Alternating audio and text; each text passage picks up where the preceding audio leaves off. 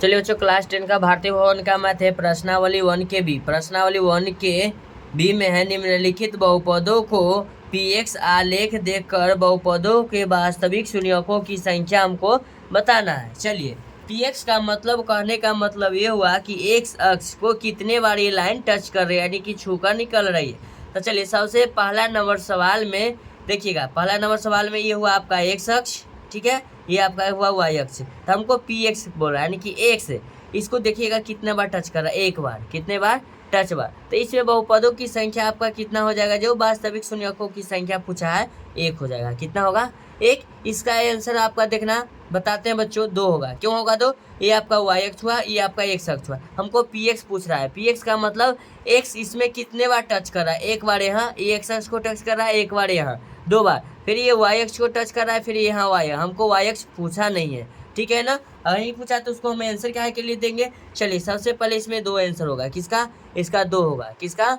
2 का। दूसरा नंबर सवाल का 2 आंसर हो जाएगा। चलिए, उसके बाद आप कहता है तीसरा नंबर सवाल में कि इसमें px के शून्यकों की संख्या हमको बताना है। देखिए, एक बार टच, यहाँ दूसरा बार टच, y अक्ष है, ये x अक्ष है। देखिएगा, ये y अक्ष, ये क्या है, x अक्ष, ठीक है, ये x अक्ष हुआ, ये y अक्ष। तो x अक्ष को एक बार, 2 बार, ये तीसरी बार टच कर रहा है, ठीक है ना। इसमें क्या आंसर होगा, इसका शून्यकों की संख्या 3 हो जाएगा। चलिए, चौथा नंबर सवाल क्या कहता है, इसमें एक बार टच, देखिएगा ये y नहीं होगा, फिर यहाँ देखिएगा 2 बार टच हुआ है। कितने बार टच हुआ, 2 बार। इसका आंसर जो होगा बच्चों 2 हो जाएगा। कितना होगा, 2। चलिए, अब क्वेश्चन नंबर 5 के पास चलते हैं। क्वेश्चन नंबर 5 क्या कहता है, इसमें शून्यकों की संख्या हमको बताना है। तो चलिए, इसमें x अक्ष को कहीं टच कर रहा है, नहीं, सिर्फ y अक्ष में टच कर रहा है। तो इसमें इसका जो आंसर हो जाएगा 0 हो जाएगा। क्या होगा, 0 हो जाएगा, ठीक है।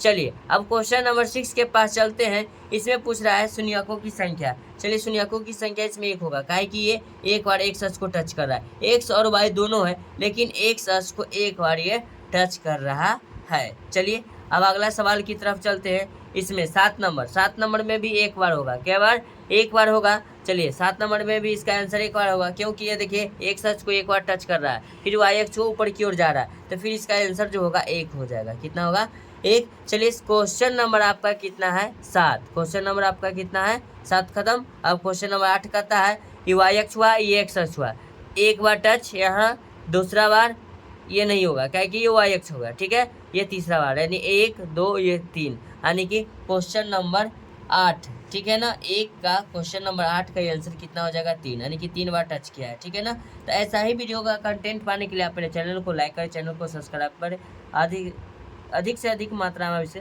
शेयर भी कर सकते हैं। चलिए, थैंक यू सो मच। अब मिलते हैं नेक्स्ट वीडियो में।